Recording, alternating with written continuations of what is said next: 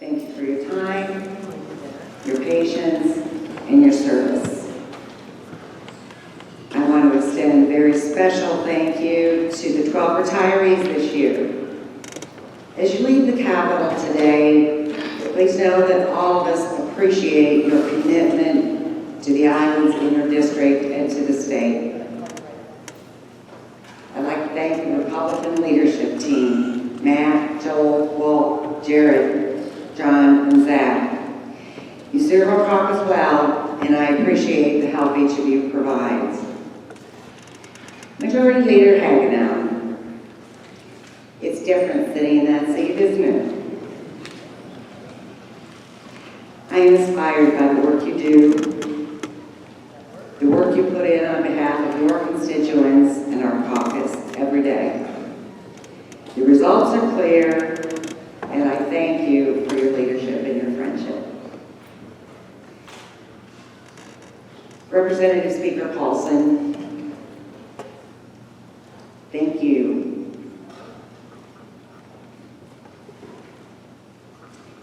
Minority Leader Smith, thank you very much for working with us when you could.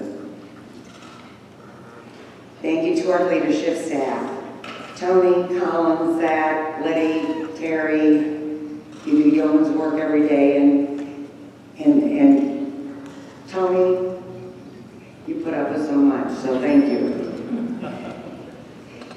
In my opinion, we have the best caucus staff in the building. The House Republican caucus staff, Jeff, Brad, Lou, Jason, Christy, Amanda, Carrie, Brittany, Mackenzie, Monica.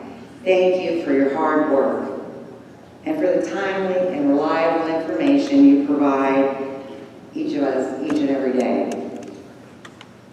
To Alex, who sat by my right side all during session as a speaker's page, thank you for helping me keeping focused on debate and for all of the hard work you put in this year. Thank you today to Ben as well, who is filling in for Alex today. And I want to thank all of our legislative pages. We had a wonderful time, and you all have such very bright futures.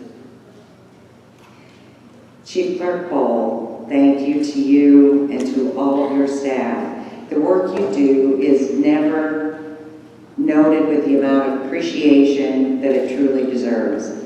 Without all of you, this place would not operate efficiently or effectively.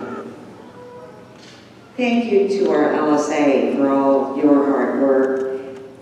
As I watch the bills, the amendments, the requests spin around, I can't imagine how you keep it all straight, but thank you for all of the time and effort you are putting in, going above and beyond, especially over these last few weeks. Finally, a special thank you to Governor Terry Branstad and Lieutenant Governor Kim Reynolds and their team for the unwavering resolve and leadership during these last 2 years. At the beginning of this session, I was a little bit surprised at what were kind of low expectations for the 2016 legislature. After all, I was optimistic. I had high expectations that folks would come together, find common ground, and do the job that hard-working taxpayers of Iowa elected each of us to do. If you were listening, the hard-working taxpayers of Iowa were very clear with their expectations for us. Don't spend more than we have, keep your promises, find common ground, and don't be like Washington, D.C. I'm proud to say that we followed through and we listened to Iowans. For the 6th consecutive year, we have held firm in our budgeting principles. They have allowed us to follow through on our commitments.